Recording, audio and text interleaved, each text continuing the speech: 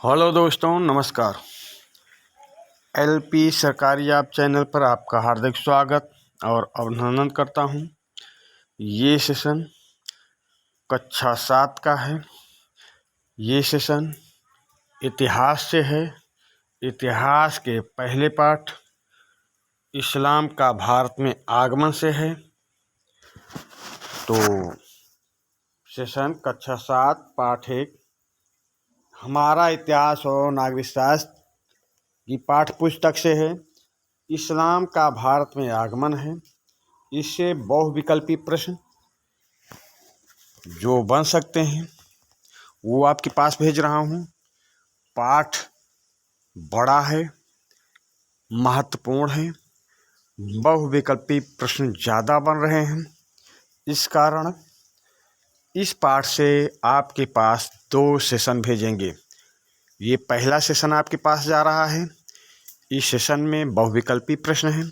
दूसरा सेशन जो हो जाएगा उसमें बहुविकल्पी प्रश्न भी रहेंगे और साथ में आपकी पाठ्य पुस्तक में जो अभ्यास दिया गया है उसका भी हल उसी के साथ जाएगा।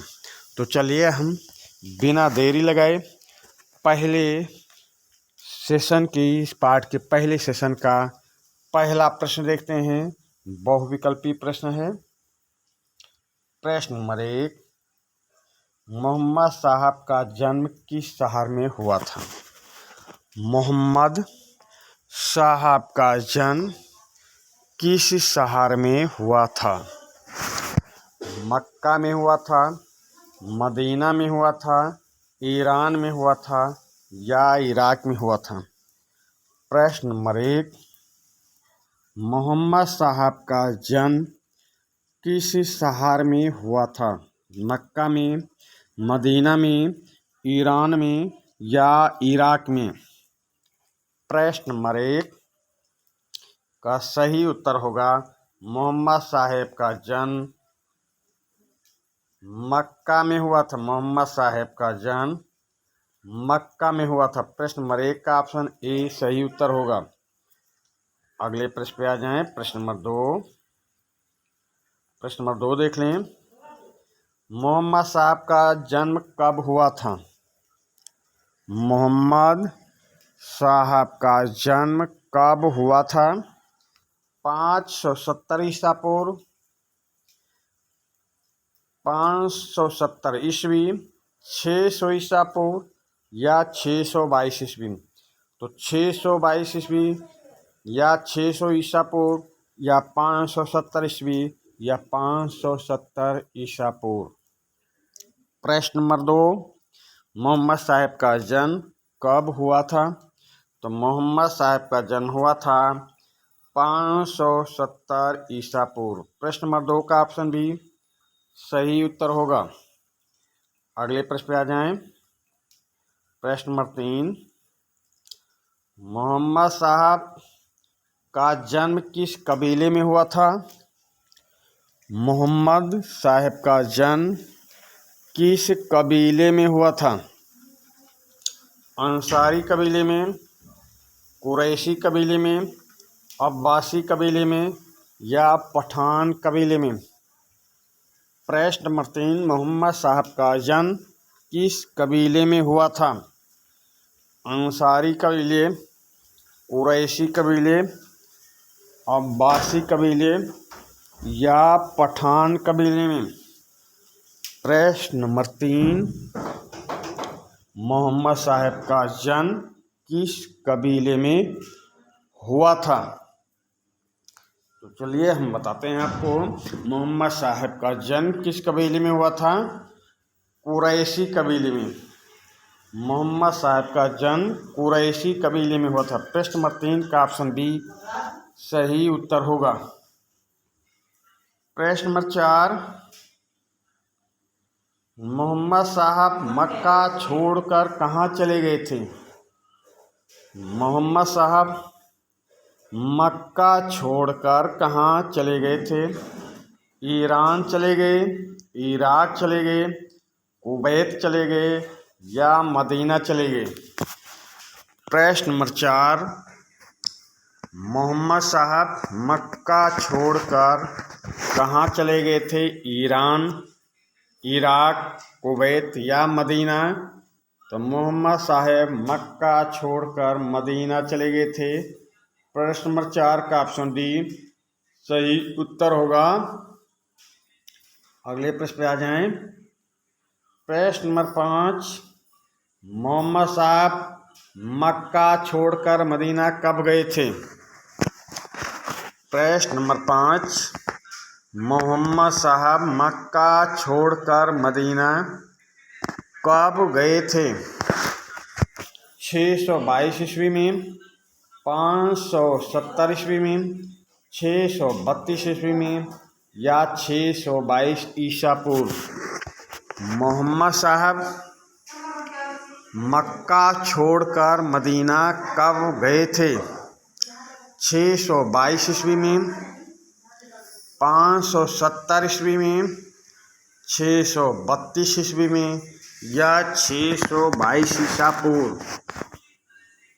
तो 622 ईस्वी में मोहम्मद साहब मक्का छोड़कर मदीना गए थे। मदीना चले गए थे 622 ईस्वी में। 570 ईस्वी में जन्म हुआ था। 632 ईस्वी में मृत्यु हुई थी। और जब ईस्वी की बात हो रही तो ईसा पूर्व, तो वैसे भी गलत है। तो प्रश्न है मोहम्मद साहब मक्का छोड़कर मदीना कब गए थे? तो ये गए थे 622 ईस्वी में। प्रश्न नंबर 5 का ऑप्शन ए सही उत्तर होगा। अगले प्रश्न पे आ जाएं। प्रश्न नंबर 6, मोहम्मद साहब मक्का छोड़कर 622 ईस्वी में मदीना चले गए, इसे क्या कहा जाता है? मोहम्मद साहब मक्का छोड़कर 622 ईस्वी में मदीना चले गए, इसे क्या कहा जाता है?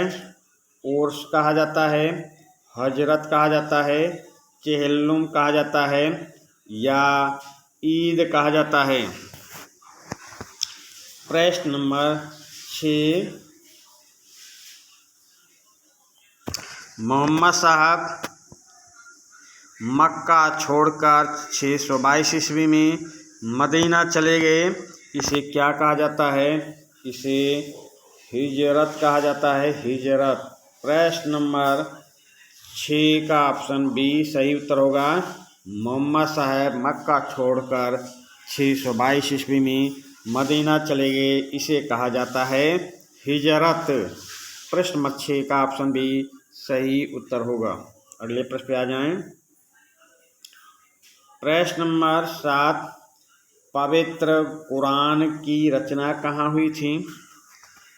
पवित्र ग्रंथ कुरान की रचना कहाँ हुई थी? पाकिस्तान में हुई कुरान की रचना या अफ़गानिस्तान में या मक्का में या मदीना में?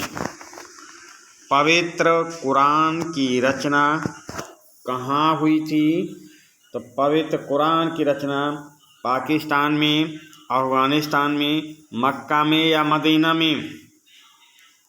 तो पवित्र कुरान की रचना हुई थी मदीना में।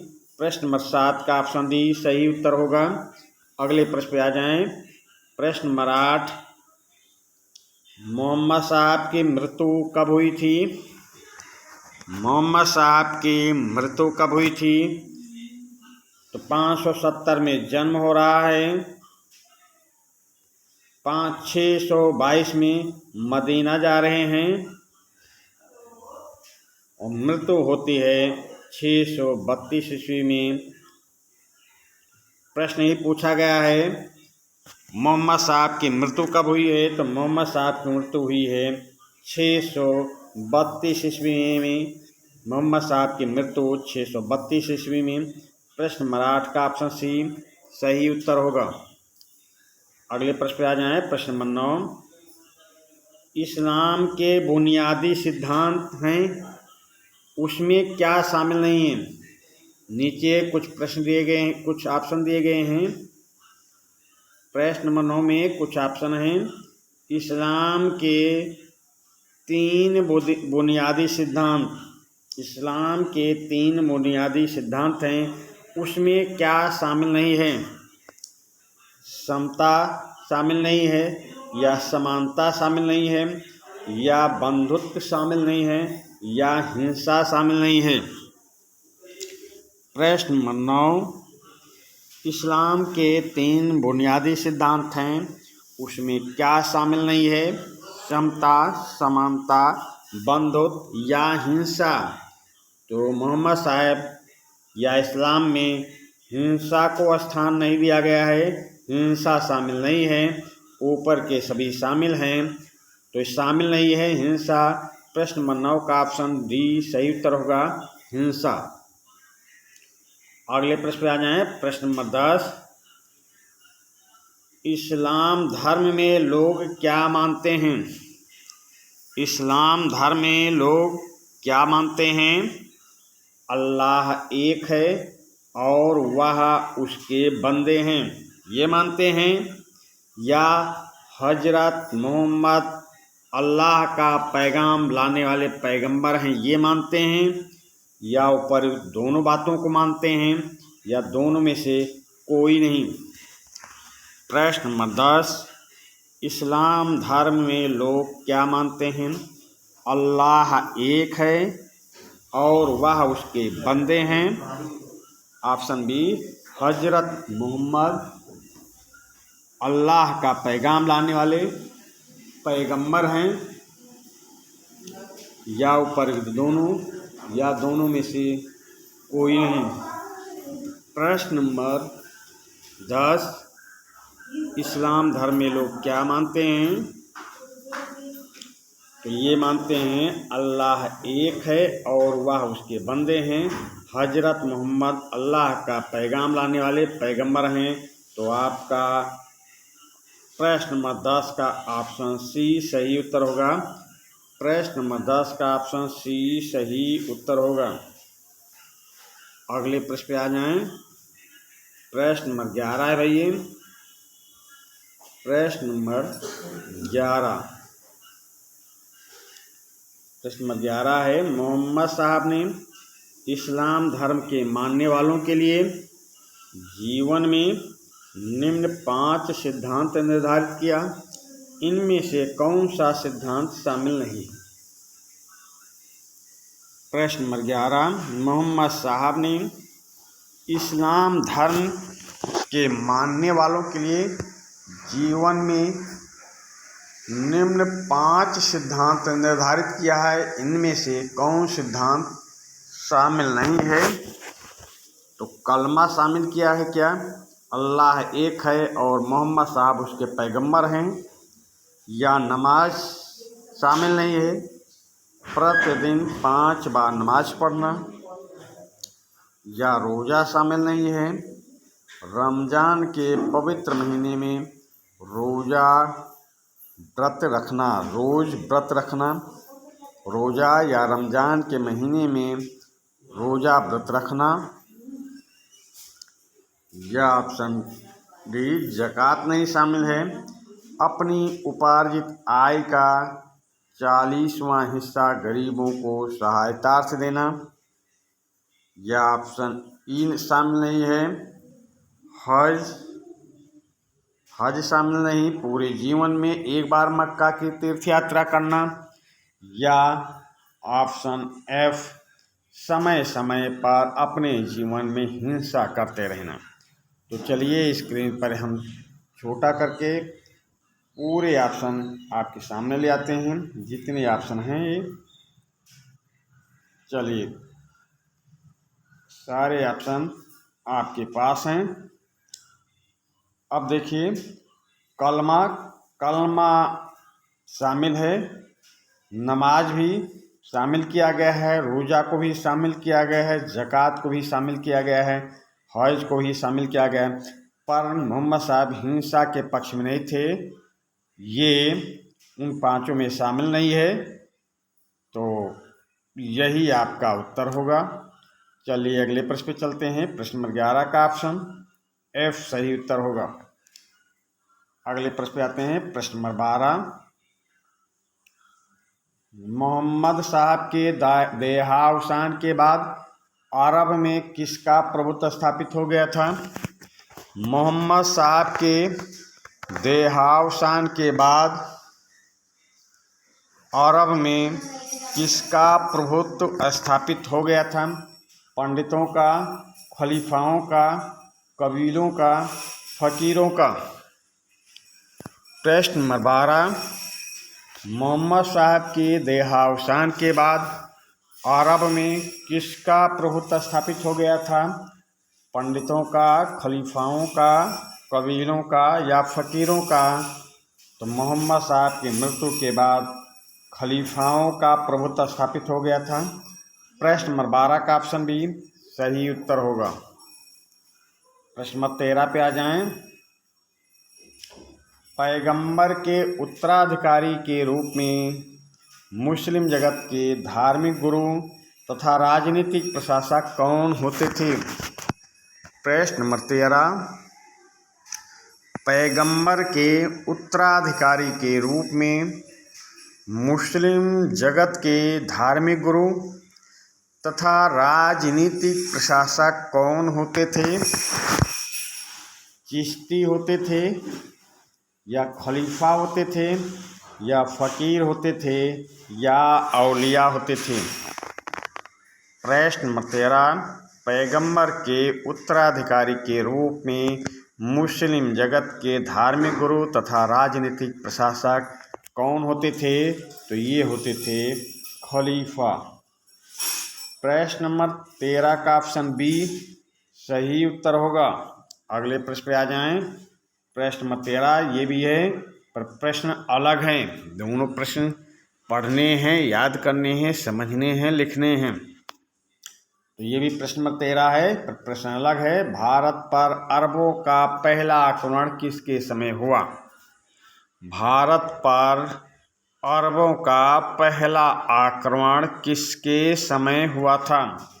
खलीफा उमर के समय, मोहम्मद बिन कासिम के समय, मोहम्मद गौरी के समय या महमूद गजनबी के समय? प्रश्न नंबर 13, भारत पर अरबों का पहला आक्रमण किसके समय हुआ था?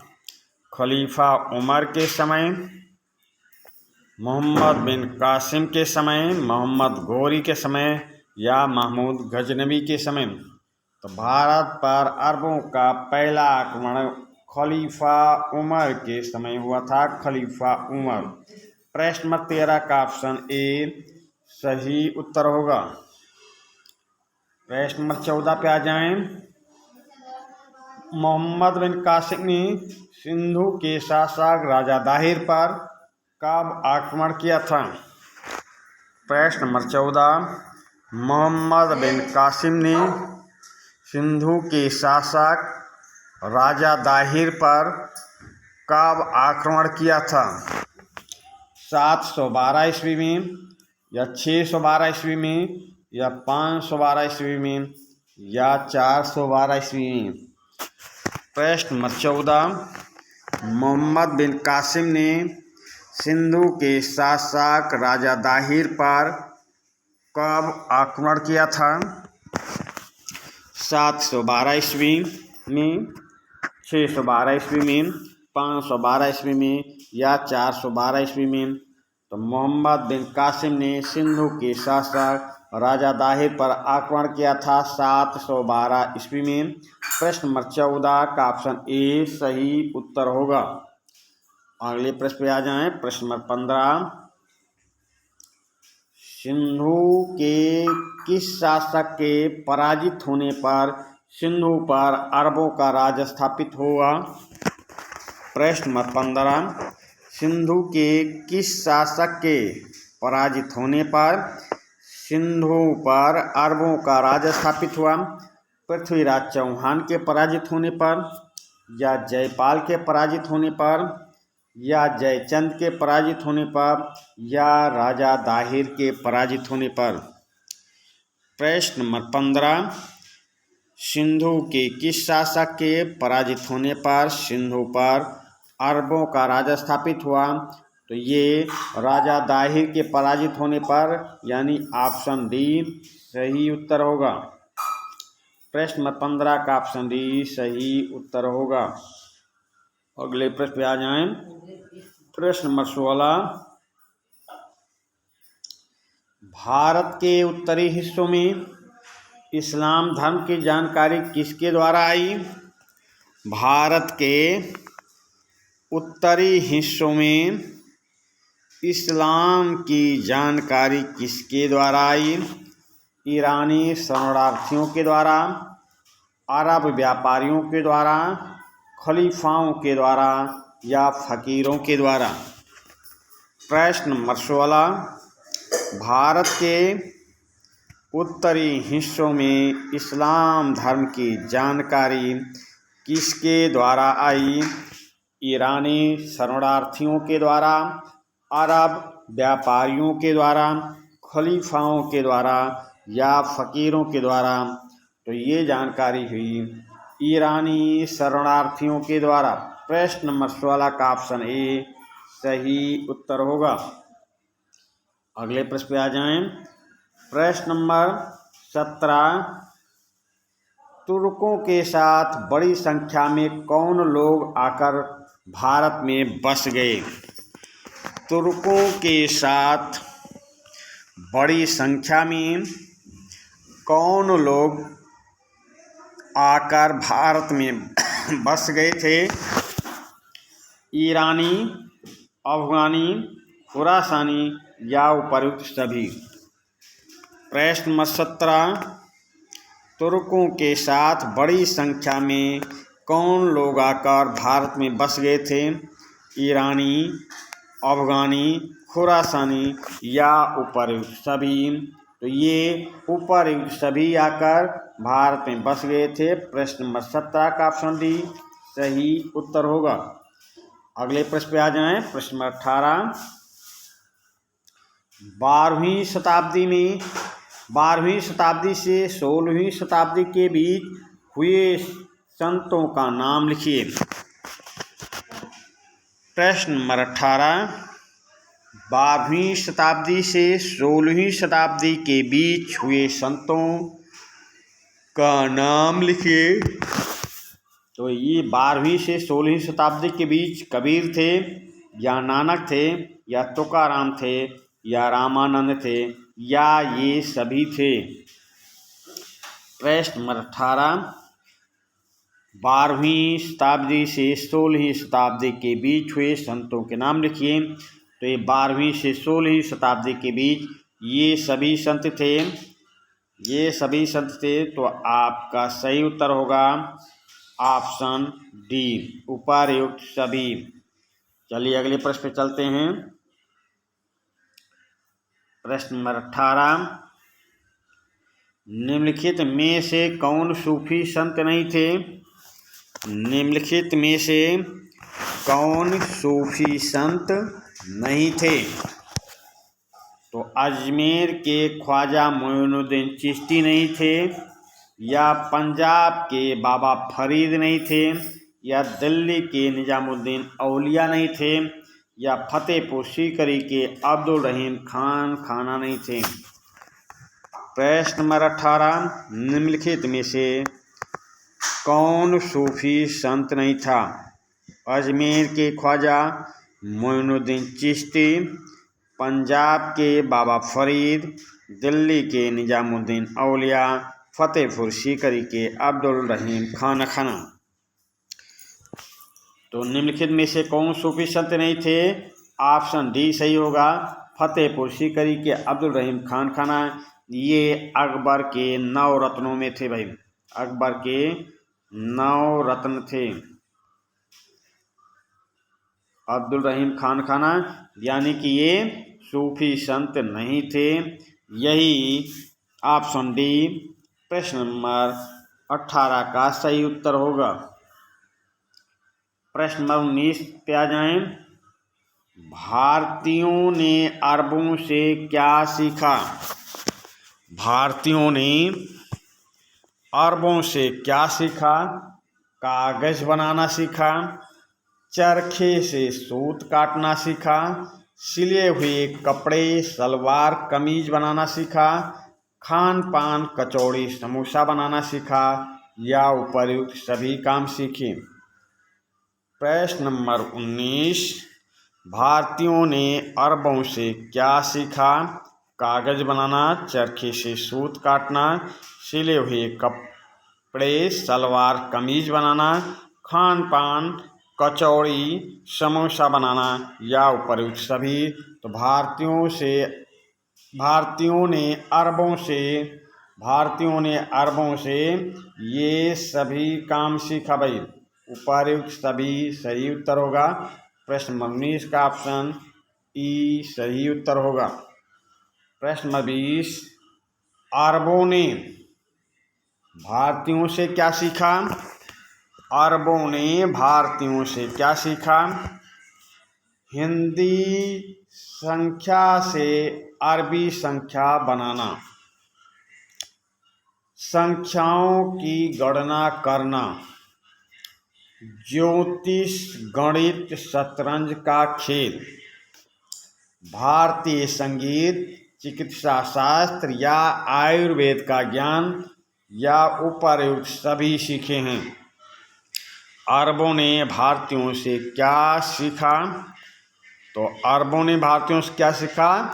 अरबों ने भारतीयों से सीखा हिंदी संख्या से अरबी संख्या बनाना, संख्याओं की गणना करना, ज्योतिष गणित शतरंज का खेल सीखा, भारतीय संगीत, चिकित्सा शास्त्र या आयुर्वेद का ज्ञान सीखा।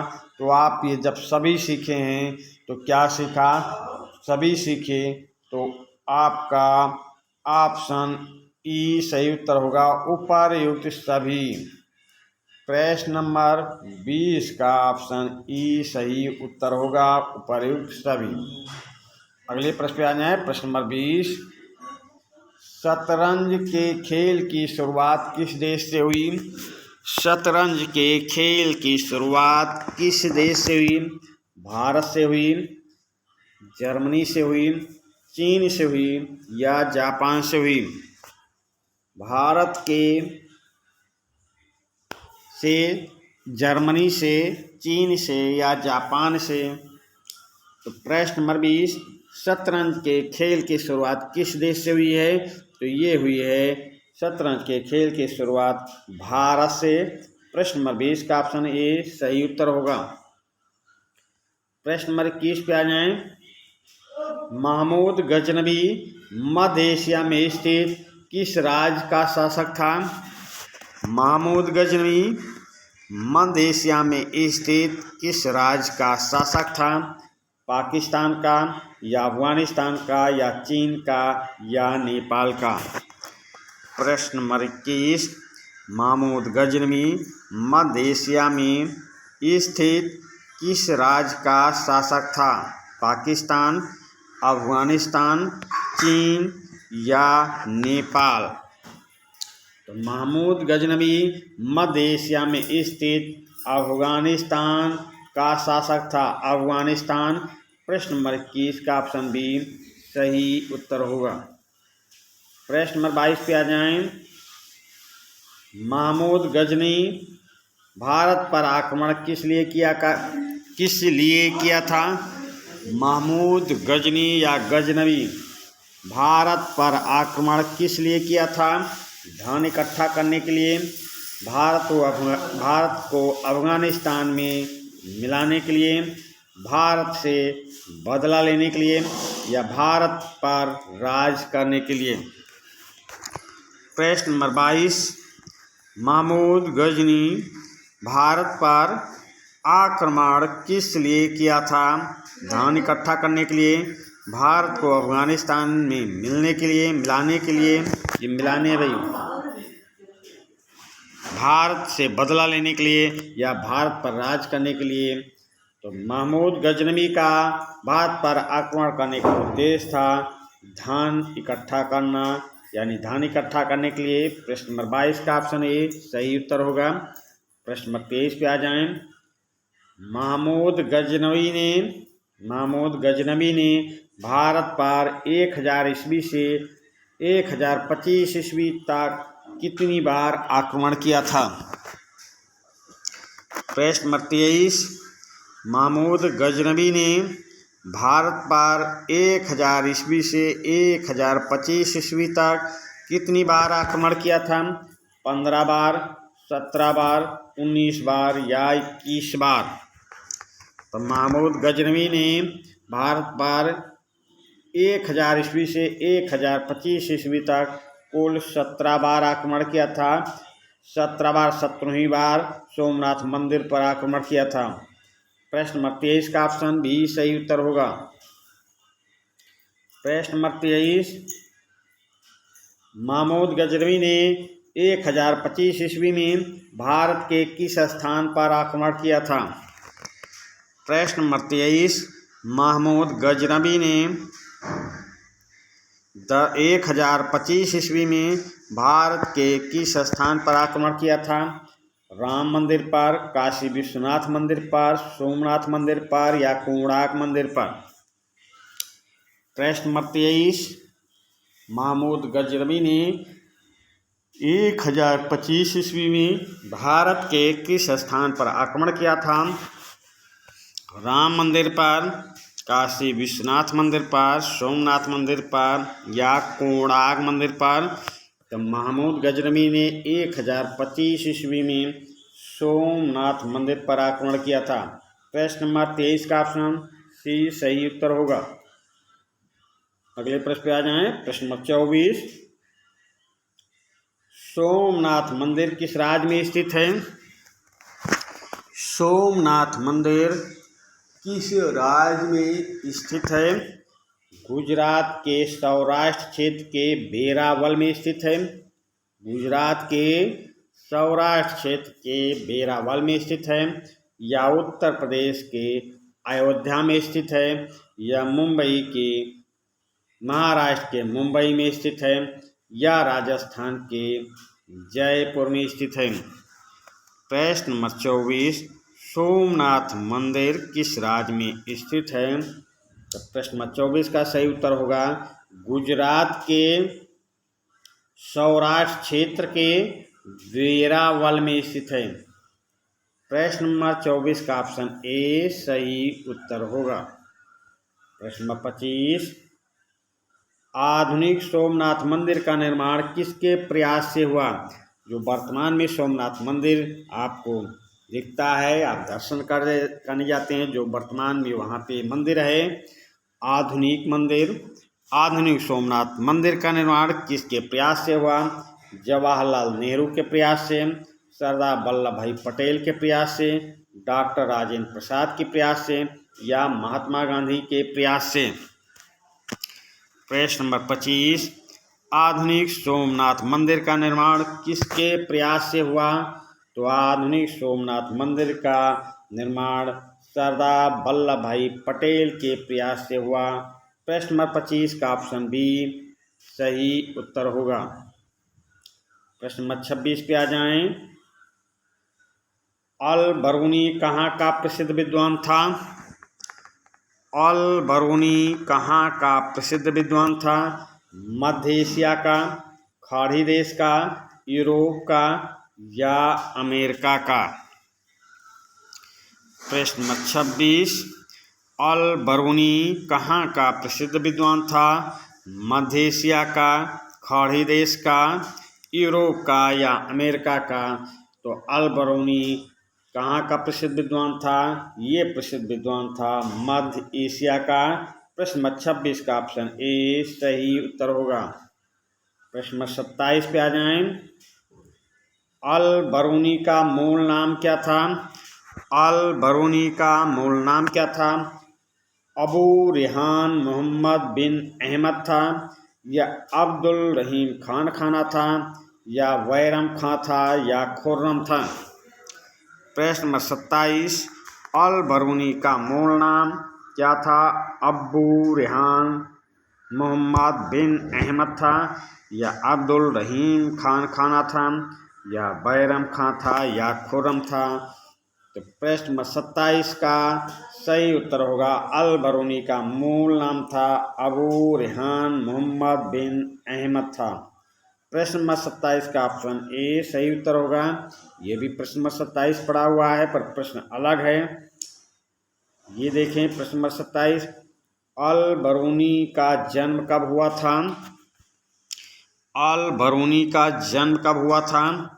973 ईस्वी में खीवा मध्य एशिया में हुआ, या 10,1073 ईस्वी में खीवा मध्य एशिया में हुआ, या 873 ईस्वी में खीवा मध्य एशिया में हुआ, या 773 ईस्वी में खीवा मध्य एशिया में हुआ।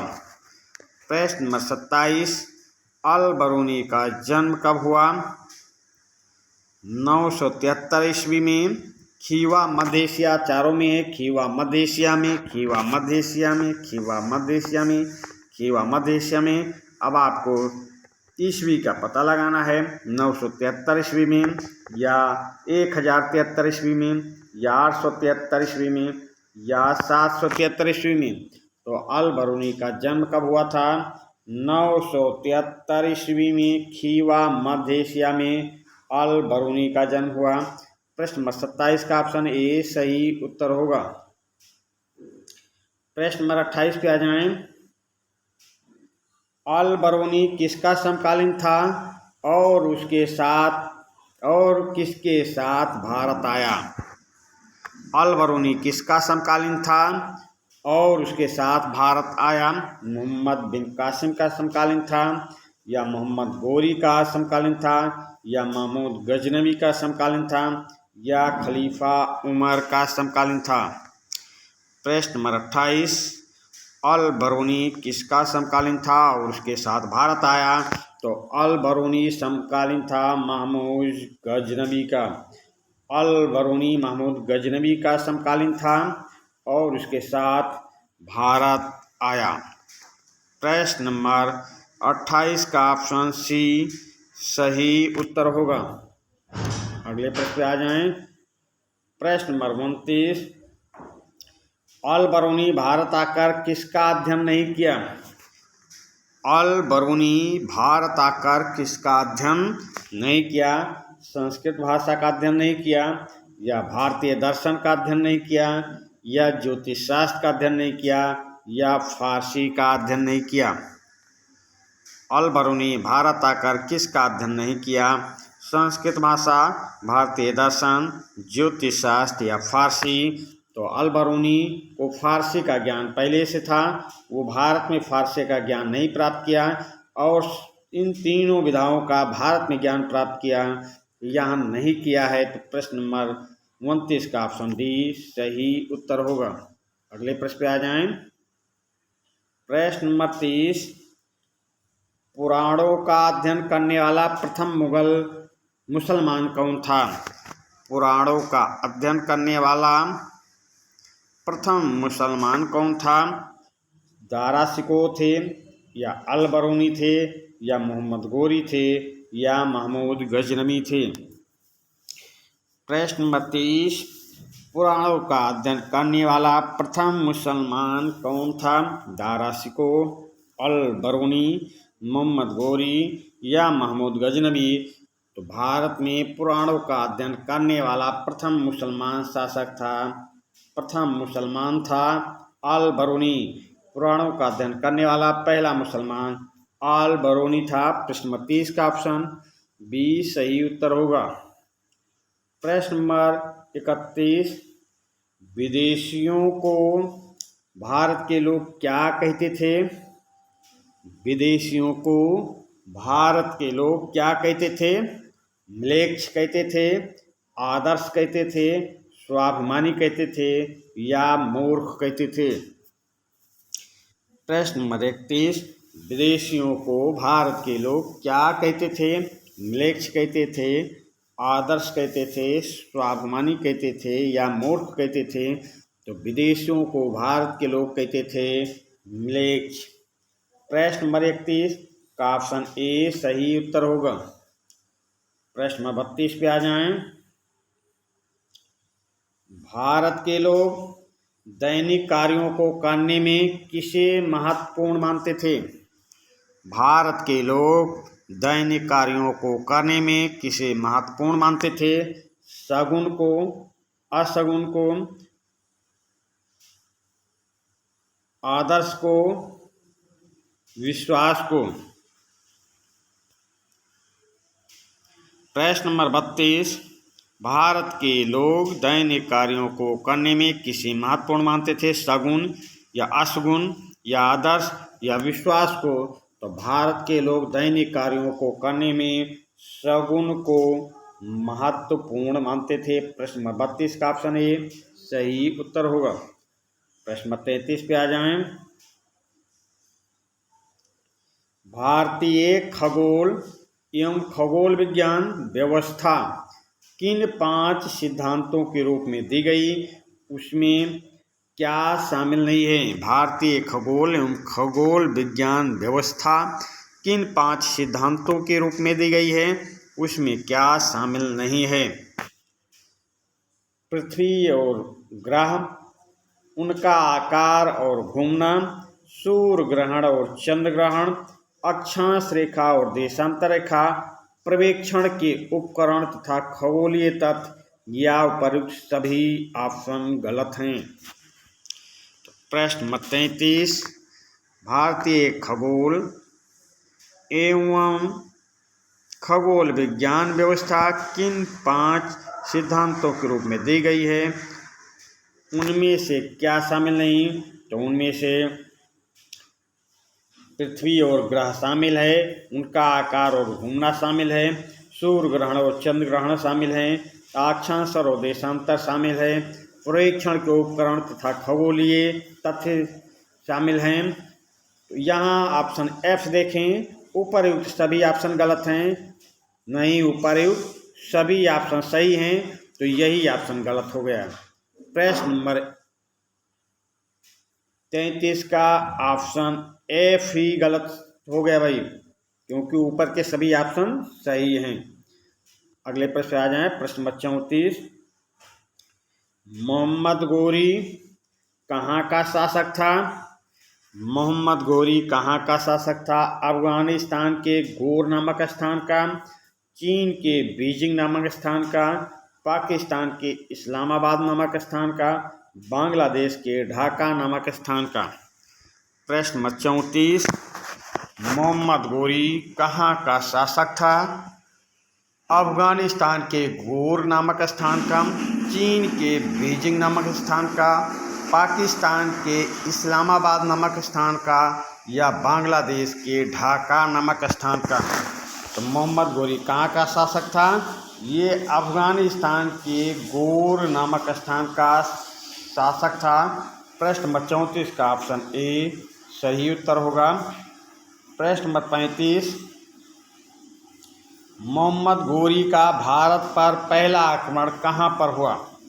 मोहम्मद गोरी का भारत पर पहला आक्रमण कहाँ हुआ? बंगाल पर, बिहार पर, मुल्तान पर, गुजरात पर।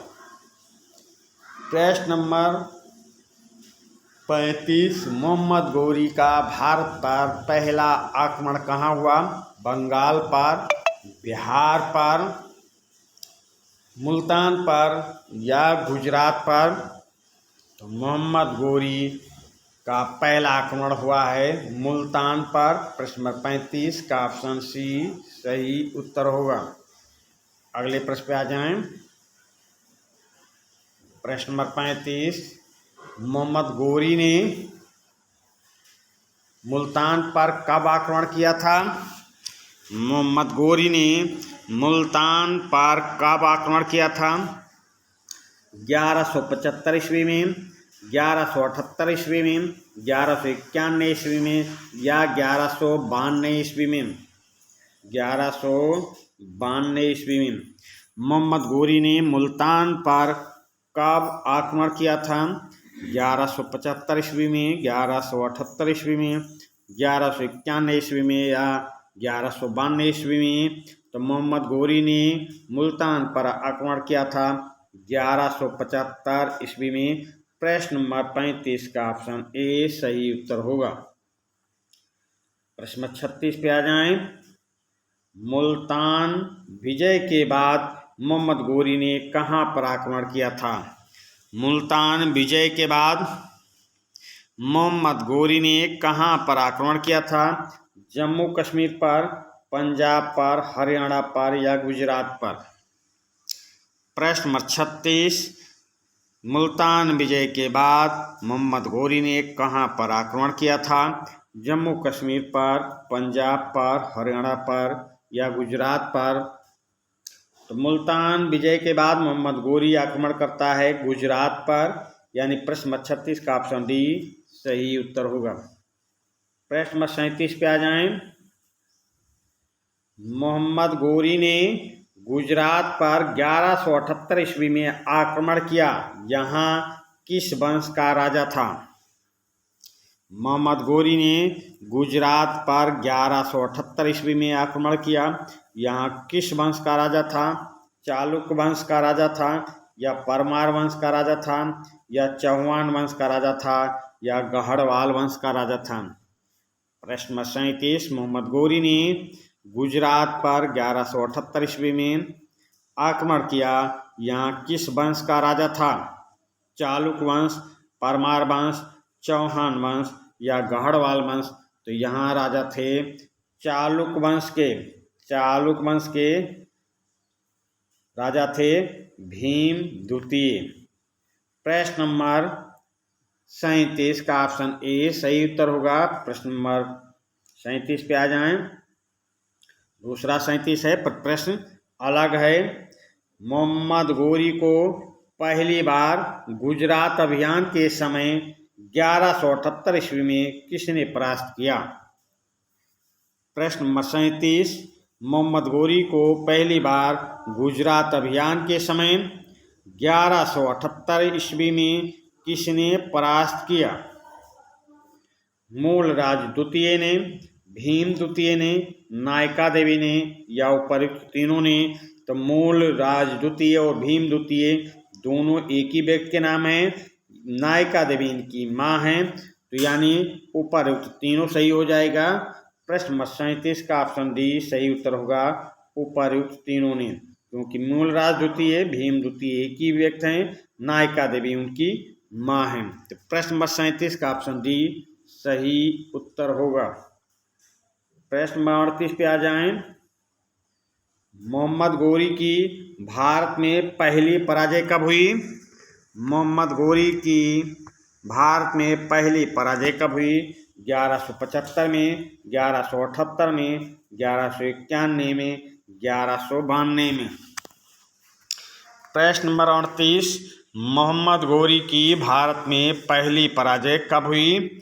तो 1175 में मुल्तान पर आक्रमण करता है, 1178 में गुजरात पर आक्रमण करता है और यहीं पर मूलराज द्वितीय, भीम द्वितीय एवं नायका देवी ने इसको परास्त किया था। तो इसकी पहली पराजय कब हुई? 1178 में। प्रश्न 38 का ऑप्शन बी सही उत्तर होगा। प्रश्न 39 पे आ जाएं। गुजरात में हारने के बाद मोहम्मद गोरी ने अपना आक्रमण कहाँ पर प्रारंभ किया? गुजरात में हारने के बाद मोहम्मद गोरी ने अपना आक्रमण कहाँ प्रारंभ किया? उत्तर प्रदेश पर, मध्य प्रदेश पर, पंजाब पर या तमिलनाडु पर? प्रश्न नंबर 39, गुजरात में हारने के बाद मोहम्मद गोरी ने अपना आक्रमण कहाँ प्रारंभ कर दिया था? तो गुजरात हारने के बाद मोहम्मद गोरी आक्रमण करता है पंजाब पर। प्रश्न 39 का ऑप्शन सी सही उत्तर होगा। प्रश्न 40 पे आ जाएं और इस सेशन का ये लास्ट प्रश्न है। इसके बाद दूसरा सेशन इसका जाएगा, जिसमें बहुविकल्पी प्रश्न और पाठ्य पुस्तक में जो अभ्यास दिया रहेगा वो भी इसी के साथ हल करके दिया जाएगा। तो प्रश्न 40 एवं इस सेशन का लास्ट प्रश्न देखें। मोहम्मद गोरी ने संपूर्ण पंजाब को कब जीत लिया था? कब तक जीता है? प्रश्न नंबर 40, मोहम्मद गोरी ने संपूर्ण पंजाब को कब जीत लिया था? 1190 तक, 1290 तक, 1390 तक या 1490 तक? तो मोहम्मद गोरी ने संपूर्ण पंजाब को जीत लिया 1190 तक। 1190 तक जीत लिया। अब उसके सामने समस्या थी कि और आगे कैसे बढ़े, तो 1191 में पृथ्वीराज चौहान को पर आक्रमण किया था। अब उसको अगले सेशन में उसका वर्णन करेंगे। तो ये 40 प्रश्न इस सेशन में, सेशन 1 में इसका इस पाठ से दूसरा सेशन भी जाएगा। तो चलिए, प्रश्न नंबर 40, मोहम्मद गौरी ने संपूर्ण पंजाब को कब जीत लिया? 1190 में। प्रश्न नंबर 40 का ऑप्शन ए सही उत्तर होगा। इसी प्रश्न के साथ इस सेशन का समापन करते हैं। धन्यवाद।